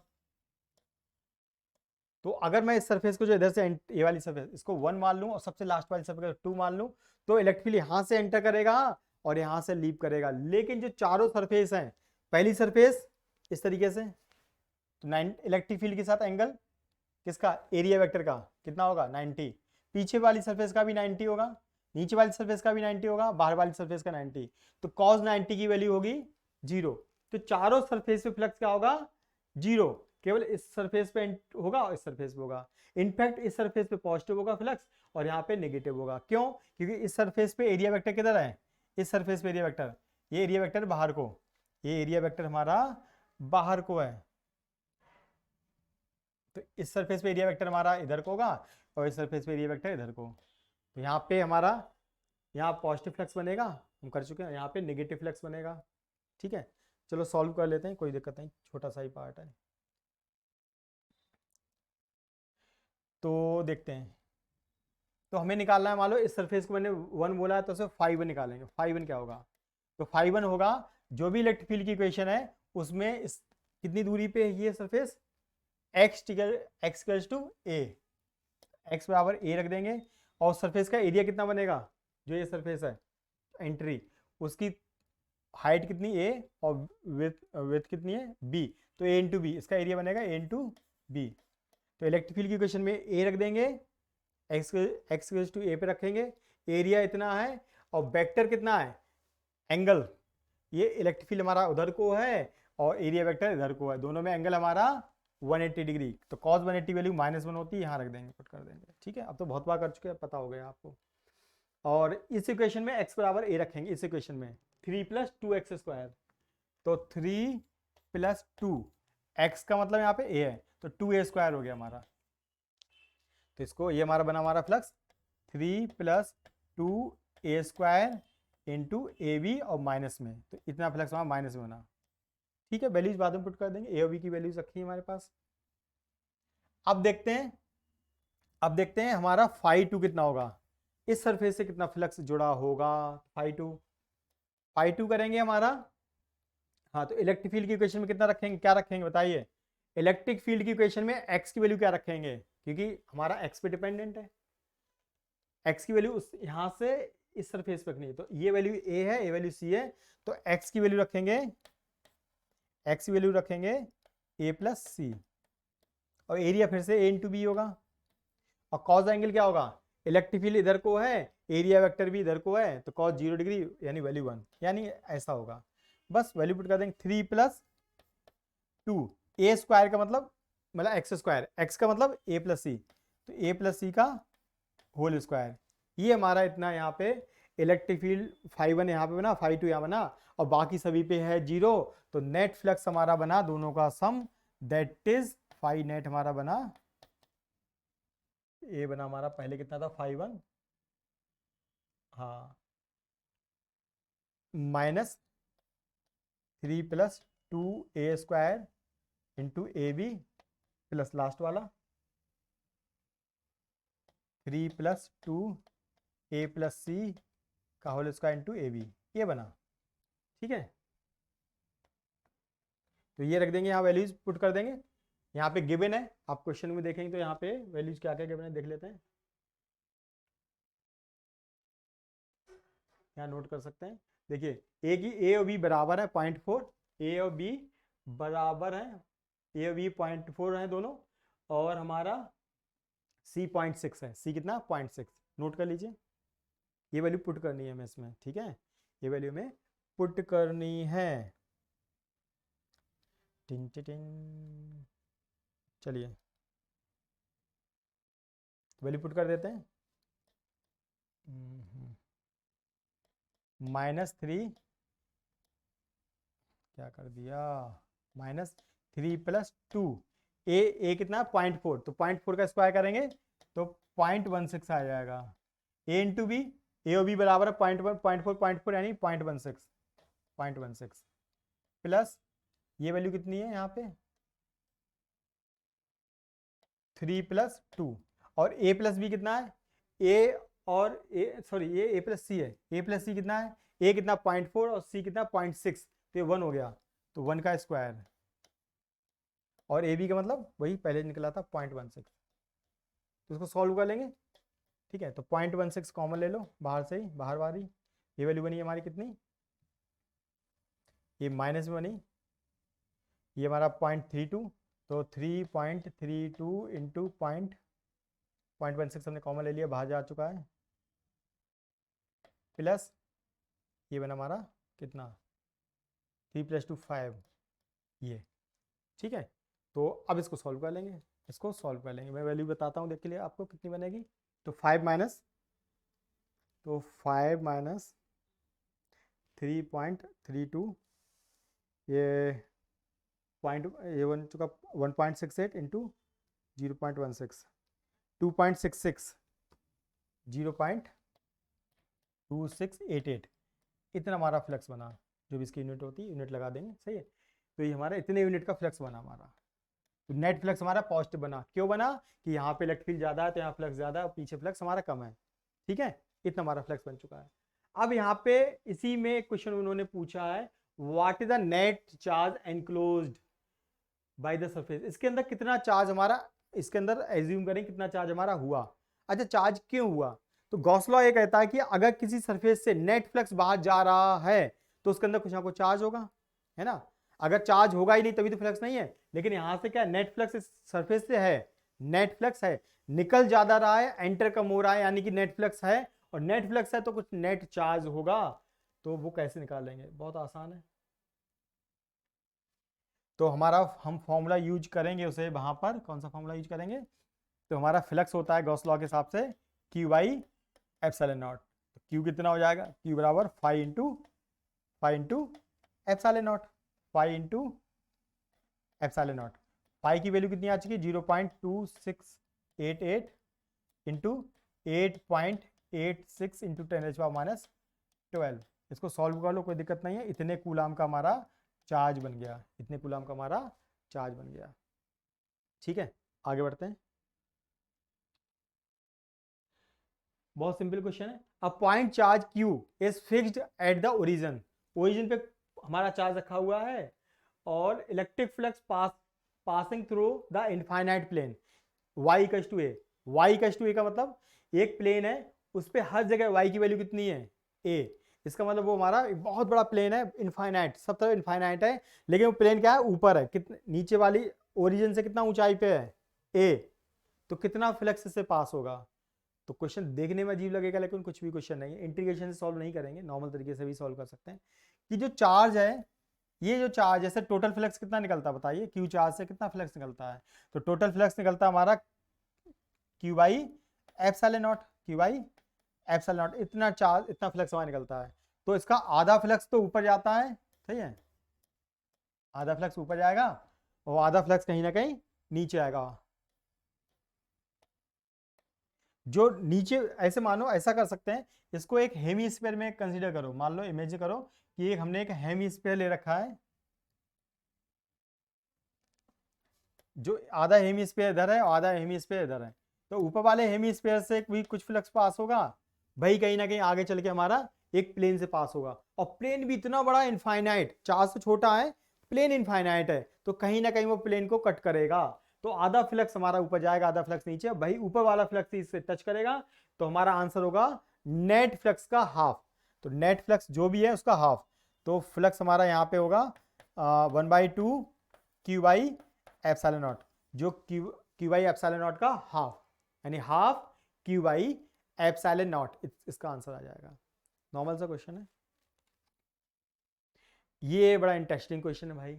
यहां लिखा है a charge Q is placed at centre of a cylindrical cylinder, calculate flux passing through curved surface. इसकी जो कर्व सरफेस उससे कितना फ्लक्स पास होगा, और ये चार्ज सिलेंडर के सेंटर पे है, सिलेंडर की जो हमारी हाइट या जो भी लेंथ कह सकते हैं 4r है, और रेडियस इसकी r है। तो यहाँ पे एक हम डेरिवेशन का यूज करेंगे, डेरिवेशन तो कराना नहीं है, खाली हमें उनके रिजल्ट्स का यूज करना है। अगर क्यू चार्ज हमारा इस तरीके से रखा हुआ है, ये हमारा एक मान लो प्लेट है, और क्यू चार्ज यहाँ से रखा हुआ है, क्यू चार्ज से निकलेगा मान लो फ्लक्स, मैंने कहा ये फ्लक्स ऐसा निकलेगा, तो कितना फ्लक्स इससे जुड़ेगा। अगर इनकी डिस्टेंस बढ़ेगी तो फ्लक्स कम होगा, वो सब बात सही है, लेकिन कितना होगा अगर एंगल थीटा है तो यहाँ पे एक फॉर्मूला हमारा, जो फ्लक्स हमारा इससे जुड़ेगा इस सरफेस से, वो होगा फ्लक्स इक्वल टू होगा Q by 2 epsilon not 1 minus cos theta, इतना फ्लक्स होगा इस सरफेस से जुड़ा हुआ। ये फॉर्मूला है, आपको याद समझना है इसको, जहाँ पे थीटा हम बता चुके, थीटा ये एंगल है इस तरीके से, तो इसका यूज करना है। तो हमें कर्व्ड सरफेस से फ्लक्स पूछा है, तो हम क्या करेंगे, इस सरफेस से कितना फ्लक्स निकला उसको करेंगे, उतना ही सेम फ्लक्स इससे निकलेगा तो डबल कर लेंगे, और चार्ज से जितना नेट फ्लक्स निकलता है उनमें से इस वाले फ्लक्स और इस वाले फ्लक्स को कैंसिल कर देंगे, तो कर्व्ड सरफेस का फ्लक्स बन जाएगा। फिर से रिपीट करता हूं, इस चार्ज से नेट फ्लक्स कितना निकलेगा, किसी भी चार्ज से नेट फ्लक्स कितना निकलता है, कोई भी गॉसियन सरफेस मान लो, चाहे वो रेक्टेंगल है, कुछ भी, चाहे स्क्वायर क्यूब या मतलब डिफरेंट डिफरेंट डिजाइनिंग की सरफेस हम ले सकते हैं गॉसियन, तो नेट फ्लक्स इस चार्ज से निकलेगा क्यू बाई एप्सिलॉन नॉट, ठीक है। फिर हमने सीखा कि भैया इस फॉर्मूले का यूज करके इस सरफेस का निकालेंगे, और सेम यहाँ पे भी आएगा, तो नेट फ्लक्स में से ये वाला इस फ्लक्स का डबल करके हटा देंगे, तो बच जाएगा कर्व्ड सरफेस का फ्लक्स। चलिए, तो हम ये देखेंगे, मान लो इस सरफेस से फाई नॉट हमारा जुड़ा है, वो फाई 1 जुड़ा है, और फाई 1 ही अमाउंट यहाँ पे भी फाई 1 ही होगी, क्योंकि ये दोनों के मिड में है, दोनों के मिड में, centre of the cylinder, centre of the cylinder, तो मिड में है, तो जितने देखेंगे फाई 1 कितना निकला, और इस पर भी फाई 1 ही होगा, वो फाई 1 निकाल देंगे, और नेट फ्लक्स में से उसको सब्सट्रैक्ट करेंगे। चलिए, तो यहाँ पे कॉस थीटा की ही दिक्कत है, कॉस थीटा कैसे निकलेगा, तो मैंने कहा इस सिचुएशन के हिसाब से कॉस थीटा क्या बना, cos theta base by hypotenuse, तो ये बेस हमारा कितना, ये कितना 2r है, ये वैल्यू कितनी है 2r, ये वैल्यू हमारी यहाँ से, ये वैल्यू हमारी है 2r, ये वैल्यू है 2r, तो ये कितनी, ये r है, तो ये पाइथागोरस लगाएंगे तो 2r का स्क्वायर प्लस r स्क्वायर, यानी 4r square plus 1r square, 5r square का रूट करेंगे तो रूट 5r, इतना हमारा बन जाएगा। तो कॉस थीटा इस वाले में क्या बनने वाला है, cos theta base by hypotenuse, तो 2r बाई √5 r, तो r से r कट जाएंगे तो हमारा cos थीटा बनेगा 2 पाई दिस वैल्यू। ठीक है, तो रखना होगा, रख देंगे। तो ये हमारा φ1 बन जाएगा, सही है। तो हमारा φ1, ये हमारा φ1 होगा, φ1, और सिमिलर φ2 होगा। और नेट फ्लक्स इसका कितना है, फाई नेट हमारा कितना है, जो 4 से निकलेगा फाई, वो निकलेगा Q/ε0। तो कर्व्ड सरफेस का फ्लक्स हमारा कितना होगा, कर्व्ड सरफेस से फ्लक्स एसोसिएट कितना होगा, कर्व्ड सरफेस से, तो टोटल फ्लक्स में से φ1 और φ1 घटा देंगे। तो टोटल में से टोटल कितना है हमारा, Q/ε0, टोटल का मतलब नेट, इसमें से इसका डबल करके घटा देंगे। तो इसका डबल कैसे करेंगे, 2 × Q/2ε0 1 माइनस cos थीटा, और cos थीटा की हमें वैल्यू पता है। एनीवे इसको यहाँ से कट कर दीजिए, इसको यहाँ से कट कर दीजिए, सॉल्व कर लीजिए, कोई दिक्कत नहीं। तो इसको देखते कैसे करेंगे। और ये Q/ε0 बना, यहाँ पे भी बना, तो उसको कॉमन ले लेंगे। तो Q/ε0 कॉमन हो गया, 1 माइनस, यहाँ पे भी हमारा 1 प्लस cos थीटा हो जाएगा, 1 प्लस cos थीटा, 1 से 1 कट जाएगा। तो Q/ε0 cos फाई बनेगा।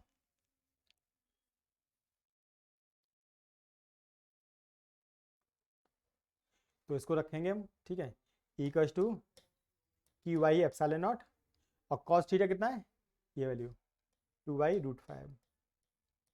ये हमारा आंसर आ गया, ये हमारा आंसर आ गया। ठीक है, तो ध्यान रखिए, किसी चार्ज से टोटल फ्लक्स निकाल लेंगे, और इन सरफेस से मैंने आपको निकालना सिखा दिया है, तो इनका नेट फ्लक्स घटा देंगे तो कर्व सरफेस का फ्लक्स आ जाएगा।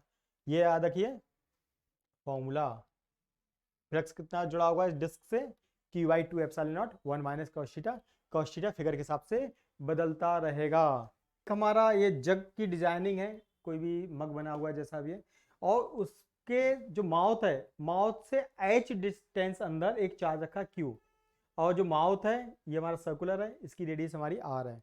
तो पूछा है इन्होंने, जो h की वैल्यू और r में रिलेशन दे रखा है, ठीक है, तो पूछा है कि यहाँ पे calculate the electric flux through the lateral surface of the vessel, कि जो हमारी ये वाली सरफेस है उससे कितना फ्लक्स पास होगा। तो क्वेश्चन देखने में बड़ा डरावना लग रहा है, लेकिन आसान है। ठीक है, कैसे सॉल्व करेंगे, जो हमने अभी सीखा है उसके बेस पे इस चार्ज का नेट फ्लक्स निकाल लेंगे। नेट फ्लक्स में से जो डिस्क यहाँ से है इससे जाने वाला फ्लक्स घटा देंगे तो बचा हुआ आ जाएगा, क्योंकि चार्ज का, कोई भी चार्ज है हमारा, उसका नेट फ्लक्स हमें पता है, अगर वो अकेला चार्ज है इसका नेट फ्लक्स पता है। और अगर कोई चार्ज हमारा किसी सर्कुलर डिस्क से या किसी चीज से, सर्कुलर सर्कल से किसी डिस्टेंस पे होता है, तो हम बता सकते हैं इससे कितना फ्लक्स हमारा जुड़ेगा। तो वो फ्लक्स घटा निकाल सकते हैं, और टोटल में से उसे घटा देंगे, तो कर्व्ड सरफेस का हमारा यहाँ पे फ्लक्स आ जाएगा। तो हम यहाँ पे करेंगे कि भाई नेट फ्लक्स हमारा कितना है, फाई नेट हमारा है चार्ज की वजह से, वो है Q/ε0, और जो हमारा इस डिस्क से जुड़ा हुआ है, जो जो सर्कल से जुड़ा हुआ है, वो फ्लक्स कितना है, तो वो फ्लक्स मैंने कहा सर्कुलर डिस्क वाला, तो वो था Q/2ε0 1 माइनस cos थीटा, अभी हमने निकालना सीखा 1 माइनस cos थीटा। तो Q/2ε0 1 minus cos theta, cos theta निकलेगा इसके हिसाब से। ठीक है, तो cos थीटा निकालना पड़ेगा अलग से ही, चलिए पहले निकाल लेते हैं उसे।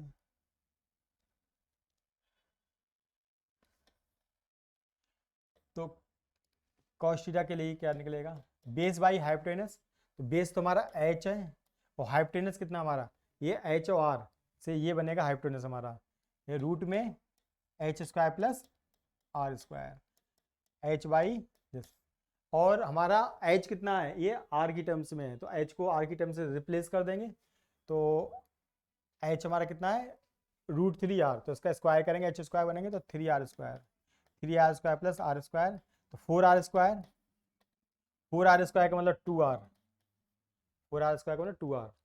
ठीक है, तो हम 1/2, और h/r हमारा कितना बना, h/r यहाँ से पुट कर देंगे, h/r बना हमारा √3, तो इतना cos थीटा हमारा आ गया, इसकी वैल्यू यहाँ पुट कर देंगे। तो जो ये आंसर आ चुका है, तो इसको ये सर्कुलर का इस डिस्क से जुड़े हुए फ्लक्स का आ चुका है, और टोटल हमारा आज पता है हमें, तो टोटल में से ये वाला घटा देंगे तो हमारा लेटरल जो सरफेस उसका आ जाएगा। तो हमारा यहाँ पे बनेगा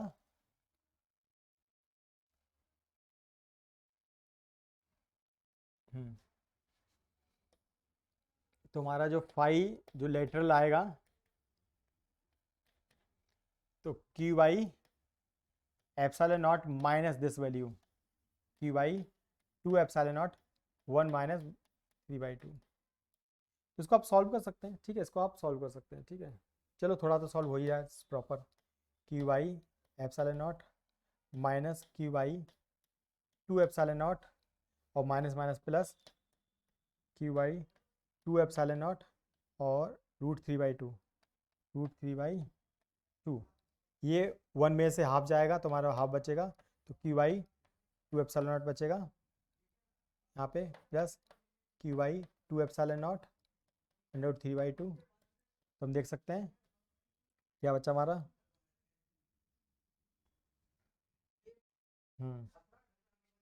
तो हमारा ये वैल्यू आई, Q Y 2 epsilon not common ले लेंगे, 1 पर प्लस √3/2,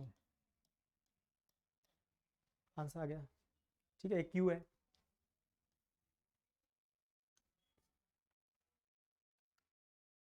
यहाँ पे पूछा है, ये हमारा एक सिलेंडर है, उसकी हाइट गिवन है, उसका रेडियस गिवन है, यूनिफॉर्म इलेक्ट्रिक फील्ड में गिवन है, find flux crossing the cylinder. कितना फ्लक्स यहाँ से जुड़ेगा, फ्लक्स फाई, तो वही इलेक्ट्रिक फील्ड, और जो हम सिलेंडर में एंट्री करेंगे तो कितना हमें एरिया दिखाई देगा। जैसे मान लो ये सिलेंडर मान लेते हैं, ये हमारा सिलेंडर है, ठीक है। तो ये लाइंस जो पास हो रही हैं, तो ये हमें साइड से देखेंगे, आप इधर से देख रहे हो तो आपको क्या दिखेगा, ये रेक्टेंगल रेक्टेंगल दिख रहा होगा, तो रेक्टेंगल का यही एरिया लगेगा। ये सिमिलर टाइप का क्वेश्चन पहले भी कर चुके हैं, उसी के जैसा ही है, कुछ कुछ है, ठीक है। तो हमारा ये सिचुएशन, कुछ एरिया की सिचुएशन ऐसी हो जाएगी, ये आर है तो टोटल मिला के 2r हो जाएगा ऊपर, 2r, और ये हमारा एच है, ठीक है। तो लेट फाइव हमारा ई इंटू ए, ई कितना है, ई ही है, ए कितना है 2r, 2r इंटू एच, और एंगल कितना होगा, ये इधर जा रहा है और सरफेस पे होगा इधर के लिए एंगल, मतलब हमारा जो एरिया वेक्टर को बाहर को एंगल होगा दोनों के बीच में, इलेक्ट्रिक फील्ड और एरिया वेक्टर में 180 डिग्री, cos 180 वैल्यू -1, तो हमारा ये आंसर आ गया -2ERH।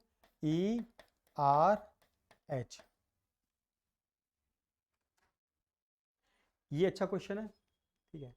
यहाँ पे इलेक्ट्रिक फील्ड की को अमाउंट गिवन है 3.5 किलो न्यूटन, किलो न्यूटन पर कूलम, ये गिवन हमारी वैल्यू, सही है।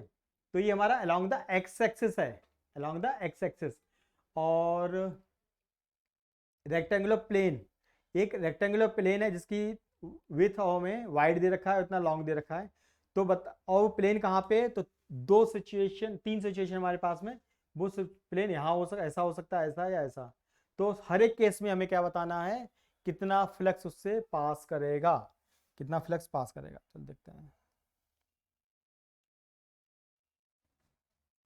तो सिचुएशन बना लेते हैं, वही हमने कहा कि हमारा ये एक्स एक्सेस है, ये वाई एक्सेस है, जेड एक्सेस बाहर को होगी, ठीक है।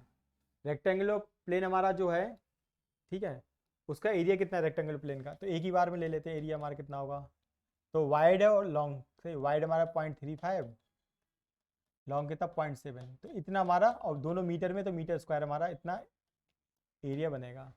और जो हमारा जो प्लेन है वो किसके पैरेलल है, Y Z plane, is parallel to Y Z plane, तो वाई का मतलब ऐसा ये, और जेड का मतलब बाहर के लिए, तो प्लेन हमारा वाई जेड का मतलब ऐसा है, प्लेन हमारा ऐसा, वाई में भी जेड में इस तरीके से है। और हमारा जो इलेक्ट्रिक फील्ड है अलोंग एक्स एक्सिस है, कैसा है, अलोंग एक्स एक्सिस, यानी सारा का सारा इलेक्ट्रिक फील्ड इससे पास करेगा, और एरिया के नॉर्मल है, इस पे एरिया कितना बनेगा, देखिए इस पे एरिया, देखो इलेक्ट्रिक फील्ड हमारा बाहर को है, एरिया वेक्टर इधर ले लो या उधर ले लो, रहेगा कितना 0 डिग्री, 0 रखो या 180 रखो, 0 रखोगे तो कॉस की वैल्यू प्लस बनाएगी, 180 रखोगे तो कॉस थीटा की 180 वैल्यू माइनस बनाएगी, कुल मिला के रहेगा वो 1 ही, चाहे प्लस का 1 हो चाहे माइनस का 1 हो। तो प्लेन हमारा कुछ कुछ ऐसा है, मतलब जो वाई जेड है इसके पैरेलल है, तो ऐसा वाई जेड प्लेन तो ये होता है, इसके पैरेलल कहीं भी हो सकता है, पैरेलल का मतलब ऐसे भी हो सकता है, प्लेन हमारा है ऐसा ही। तो जो इलेक्ट्रिक फील्ड है वो हमारा क्या है, उसके और उसके साथ में इस तरीके से, और एरिया वेक्टर हम बनाना चाहें तो हम कहें भैया हमारा जो प्लेन का एरिया वेक्टर होगा वो एरिया वेक्टर ए, और इलेक्ट्रिक फील्ड हमारा ये है। दोनों में एंगल हमारा 0 डिग्री भी ले सकते हैं। तो हमारा जो पहले केस में हमारा जो फ्लक्स होगा वो कितना होगा, पाई बराबर ई इंटू ए। ई कितना है, 3.5 किलो, किलो का मतलब 1000। एरिया कितना है ये 0.35 इंटू 0.7 ई इंटू ए, और कॉज इनके बीच में एंगल कितना है कॉज 0, कॉज 0 वैल्यू कितनी थी 1। तो ये हमारा आंसर आ गया, ये हमारा आंसर आ गया। इतना फ्लक्स हमारा, इतने यूनिट का फ्लक्स हमारा होगा। फ्लक्स यूनिट हमने आपको लिखा रखी है, ठीक है।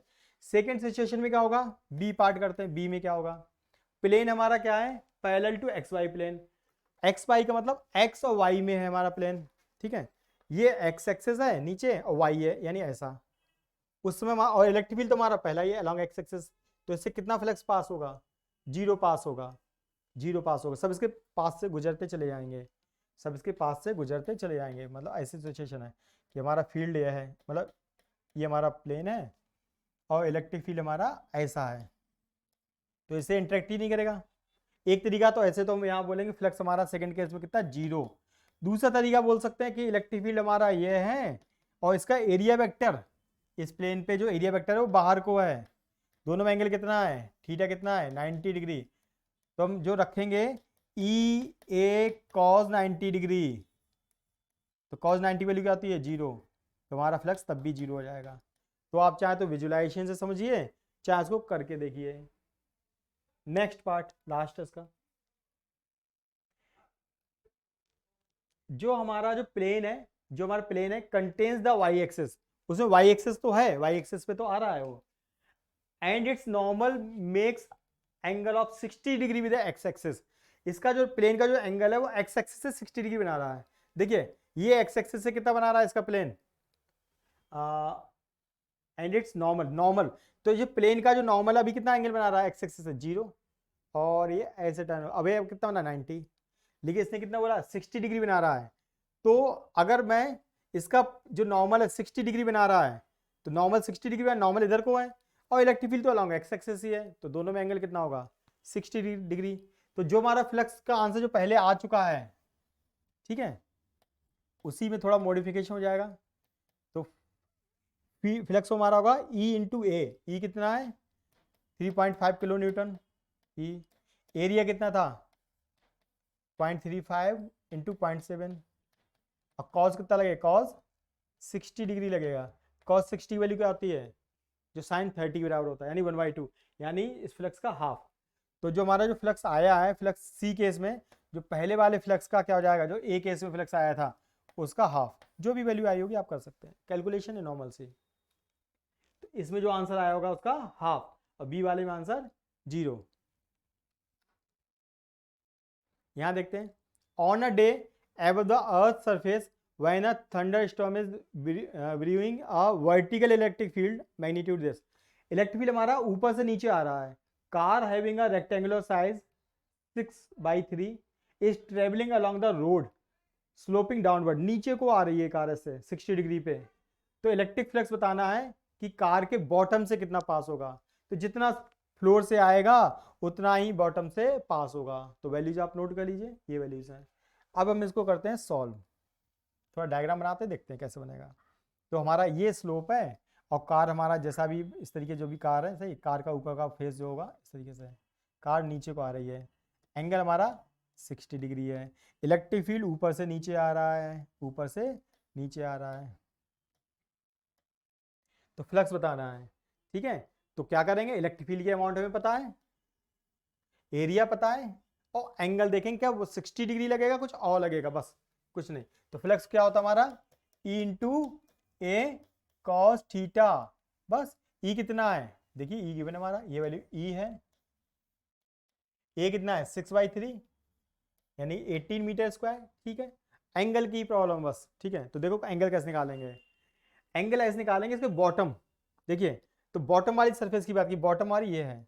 तो अगर ये प्लेन ऐसा, अगर हमारी कार मान लो सीधे चल रही होती तो उसका जो नीचे वाला बॉटम उसका ये एंगल ये होता, लेकिन कार सीधे पे नहीं चल रही है, ये एंगल, ये कार का जो इंक्लिनेशन है वो ऐसे हो रहा है, ठीक है। तो अगर ऐसे होती तो इलेक्ट्रिक फील्ड के साथ में इसका एरिया वेक्टर कितना बनाता है, 0 डिग्री, लेकिन ऐसा नहीं है, ये हमारा इस तरीके से, तो जो हमारा ये जब ये ऐसे घूमेगा तो जो इसका नॉर्मल है वो भी 60 डिग्री घूम जाएगा, तो यहाँ पे एंगल फिर से कितना आने वाला, 60 ही आने वाला है, सही है।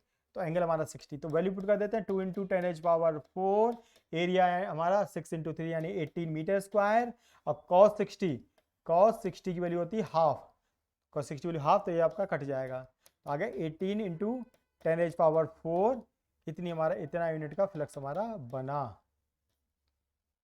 ठीक है। ठीक है, देखते हैं।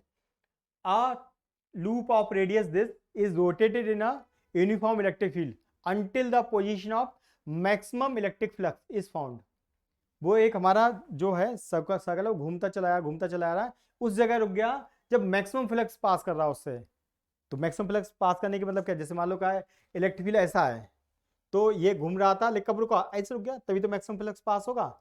यानी कि इलेक्ट्रिक फील्ड में और जो हमारा एरिया वेक्टर है उसमें 0 डिग्री या 180 डिग्री लेंगे, तो cos 0 वैल्यू 1, cos 180 वैल्यू -1, 1 ही रहेगा, चाहे प्लस का हो चाहे माइनस का हो, एंगल की वैल्यू में 1 रखनी है, +1 या -1 रख सकते हैं।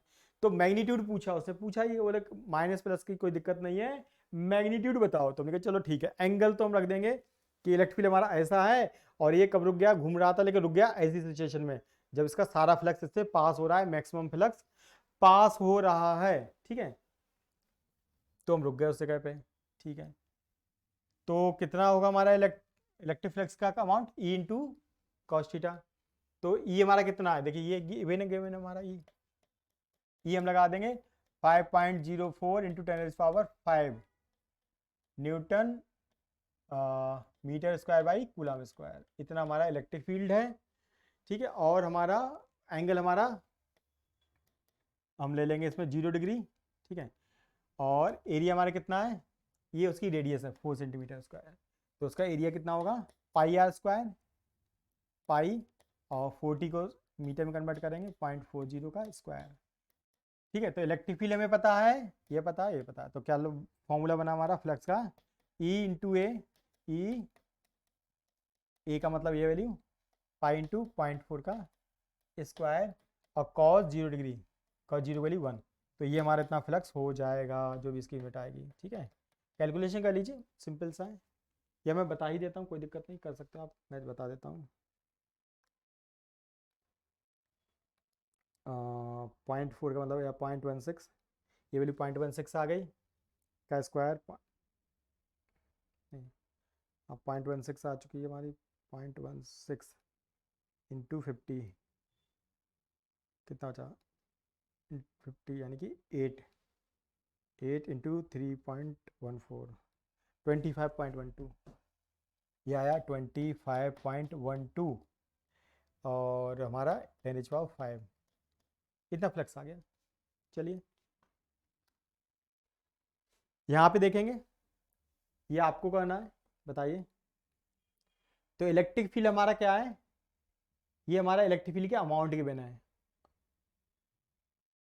एक हमारा क्या है, ट्रायंगुलर बॉक्स है, ये हॉरिजॉन्टल सरफेस पे रखा हुआ है प्रॉपर, सही है। ये कुछ सिचुएशन ऐसी है, ट्रायंगुलर बॉक्स का मतलब कुछ ऐसा समझ सकते हैं,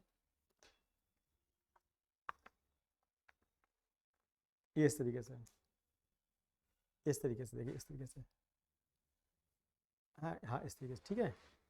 तो यहाँ से जो इलेक्ट्रिक फील्ड पास होगा भाई हमारा यहाँ से इलेक्ट्रिक फील्ड निकलेगा, तो जितना इलेक्ट्रिक फील्ड यहाँ से एंटर करेगा, ये इलेक्ट्रिक फील्ड हमारा इस तरीके से अलॉन्ग एक्स एक्सिस है, शायद देख के लग रहा है, ये हमारा इलेक्ट्रिक फील्ड जो भी है यहाँ से एंटर करेगा भाई स्लेंट से भी पास निकलेगा।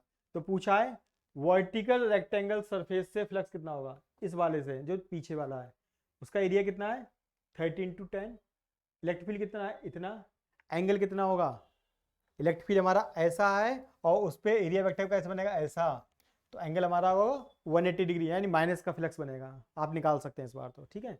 और जितना यहाँ से पास होगा उतना ही यहाँ से निकलेगा, नंबर ऑफ लाइन सेम रहेंगी, तो स्लेंटेड सरफेस से भी उतना ही रहेगा। अब पूछा है एंटायर सरफेस से कितना रहेगा, देखो जितना एंटर करेगा उतना ही लीव करेगा, और नीचे वाली सरफेस के तो पैरेलल चला जाएगा, उससे तो पास ही नहीं होगा, तो नेट फ्लक्स इसका क्या होगा 0। तो हमारी वर्टिकल सरफेस पे नेगेटिव इलेक्ट्रिक फ्लक्स, इस वाले पे पॉजिटिव इलेक्ट्रिक फ्लक्स, और नीचे वाले से 0 इलेक्ट्रिक फ्लक्स, सबका सम करेंगे तो आंसर आएगा 0। एंगल से कोई खास फर्क नहीं पड़ेगा, ठीक है। जितना ये आपका, ये इसको टच कर रहा है ना ग्राउंड को, हवा में नहीं है, ये नीचे ग्राउंड को टच कर रहा है, तो जितना इलेक्ट्रिक फील्ड निकलेगा ये सीधा सीधा निकलता हुआ ऐसे ही चला जाएगा। थोड़ा इमेजिनेशन का पॉइंट है, देखिए यहाँ पे ये भी सिंपल सा क्वेश्चन है। एक पिरामिड है, इसका बेस फिक्स्ड है हमारा 6 × 6 स्क्वायर बेस है, और उसका हाइट गिवन है, इलेक्ट्रिक फील्ड गिवन है, total electric flux through the pyramids 4 slanted surface. Slanted surface से कितना फ्लक्स बनेगा, चलिए देखते हैं, बहुत सिंपल सा क्वेश्चन है। तो ये हमारा एक पिरामिड है, इसका कुछ बेस है, इस तरीके से स्क्वायर बेस है, और इसकी कुछ हाइट है इस तरीके से। हाइट हमारा गिवन है, हाइट गिवन है।